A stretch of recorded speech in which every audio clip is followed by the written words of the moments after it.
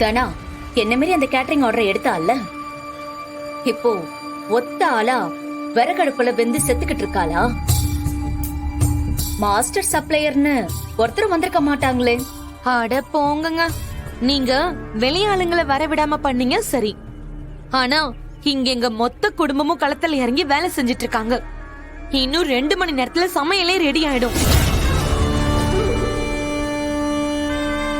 இல்ல பார்வதி, இத நான் விட மாட்டேன். அந்த தனா எல்லாரும் முன்னாடியும் அசிங்கப்படணும். அந்த ரகுராம்க்கு பாராட்டு விழா நடக்குதுல்ல, அந்த தனா சரியா சமைக்கலன்னு அவர் பொண்ணாலே அவர் அசிங்கப்படணும். சரிங்க, ஆனா இப்ப அதுக்கு என்ன பண்ண முடியும்? சமையல் தான் பண்ணிட்டு இருக்காங்களே. சமையல் பண்ணட்டும். ஆனா எல்லாம் முடிஞ்சதுக்கு அப்புறம் நீ பத்மா கிட்ட சொல்லி எல்லாத்துலயும் உப்பு காரம்னு அள்ளி போட சொல்லு. ஒண்ணுமே நல்லா இருக்க கூடாது. சரி, பண்ணிட்டு. அதிகாரத்தை துஷ்பிரயோகம் பண்றாங்க. ஆனா இது எதுவுமே இல்லாம ரகுராம் ஐயா ரொம்ப எளிமையான தலைவரா, நல்ல பண்பாளரா இருக்காரு. அதுக்காகவே அவருக்கு வாழ்த்துக்கள்.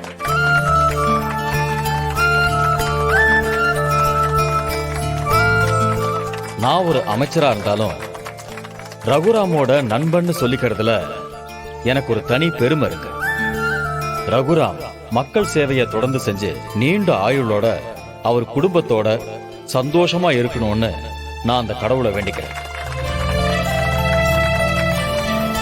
நீங்க என்ன வேண்டுனாலும் அது மட்டும் நடக்காது. இந்த புவனா ரகுராம் நிம்மதியாவே இருக்க விட மாட்டான். அதுக்கு அந்த கடவுளை குறுக்க வந்தாலும் சரி, இந்த புவனா இருக்கிற வரைக்கும் அந்த ரகுராமுக்கு சந்தோஷமும் கிடையாது, நிம்மதியும் கிடையாது. நன்றி, வணக்கம்.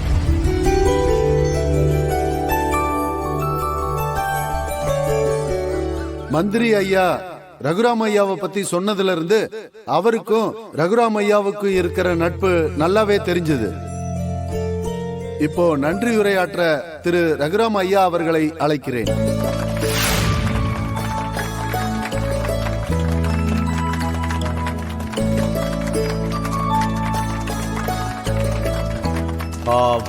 வணக்கம். உங்க எல்லாருக்கும் முதல்ல என்னோட நன்றிகளை நான் தெரிவிச்சுக்கிறேன். தங்கராசு ஆர்ஐசார் அவர்களுக்கும் என்னோட நன்றிகள். இந்த பாராட்டு விழாவை ஏற்பாடு பண்ண மாவட்ட கலெக்டர் திரு முருகேசன் சார் அவர்களுக்கும் என்னோட நன்றிகளை சொல்லிக்கிறேன். பேசின மந்திரி ஐயா என்னை பத்தி நல்ல விதமா சொன்னாங்க. அதுக்கெல்லாம் நான் நிச்சயமா தகுதியானவனான்னு எனக்கு தெரியல. நான் இந்த ஊரோட தலைவரா என்னோட கடமையை மட்டும்தான் நான் செஞ்சேன். மத்தபடி இவங்களா சொல்ற அளவுக்கு நான் என்ன பெரிய ஆளான்னு நினைச்சுக்கிறேன். கொடுத்த வாக்க தவறக்கூடாதுன்னு சொல்லிதான் என்னோட அப்பா என்ன வளர்த்தாரு. அத நான் இந்த நிமிஷம் வரைக்கும் கடைபிடிக்கிறேன். அத மட்டும்தான் என்னோட சொத்தா நான் நினைக்கிறேன். நிஜமாவே நீங்களா என் மேல வச்சிருக்கிற அன்பும் மரியாதையும் தான் என்ன இவ்வளவு தூரம் உங்களுக்காக நிக்க வச்சிருக்கு. என் மனைவி ஜானகிதான் என்னோட எல்லா விஷயத்துக்கும் பின்னாடி நின்னு எனக்கு பக்கபலமா இருந்திருக்கா.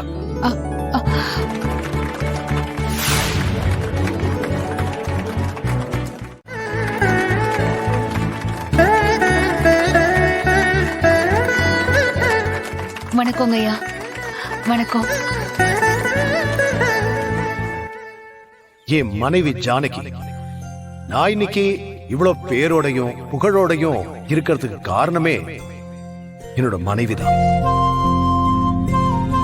ஒரு மனுஷன் பொது வாழ்க்கையில நல்லவனா இருக்கணும்னா அதுக்கு அவங்க வீட்டுல இருக்கிறவங்களுடைய ஒத்துழைப்பு ரொம்ப ரொம்ப முக்கியம்.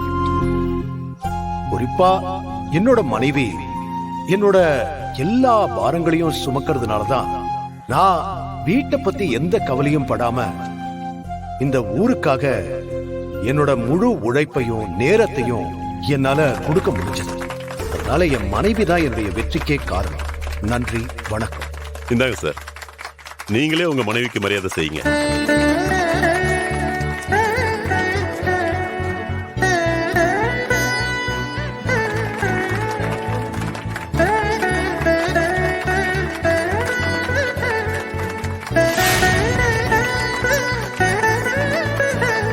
அம்மா, ஐயாவை பத்தி 2 வார்த்தை பேசுங்கம்மா.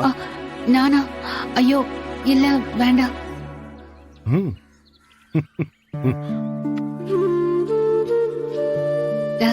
எனக்கு இப்படி மயக்கம் முன்னாடி பேசிலாம் பழக்கம் இல்ல. இருந்தாலும் இவரை பத்தி பேச கிடைச்ச இந்த வாய்ப்ப நான் தவற விட விரும்பல. இவருக்கு நான் மனைவியா இருக்கிறது பூர்வ ஜென்மத்துல நான் செஞ்ச புண்ணியம் தான். நான் தான் இவரு பாரத்தை எல்லாம் சுமந்தேன்னு சொன்னாரு. ஆனா அது உண்மை இல்ல. அவர் ஒரு தலைவரா இந்த ஊரை எப்படி பாத்துக்கிறாரோ, குடும்ப தலைவராவும் குடும்பத்தை அப்படிதான் பாத்துக்கிறாரு. நான் அவருக்கு துணையா இருந்து பாத்துக்கிறேனே தவிர மத்தபடி எல்லா புகழும் அவரை தான் சேரும்.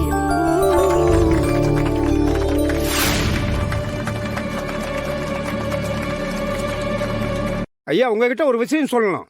சொல்லுங்க, எதுவா இருந்தாலும் பரவாயில்ல. ஐயாவோட பதவி காலம் முடியுது.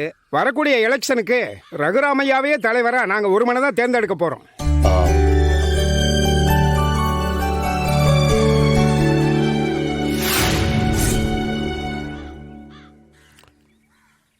மன்னிக்கணும் ஐயா, இந்த தொகுதியை இப்ப முழுக்க முழுக்க பெண்கள் தொகுதியா மாத்திட்டாங்க.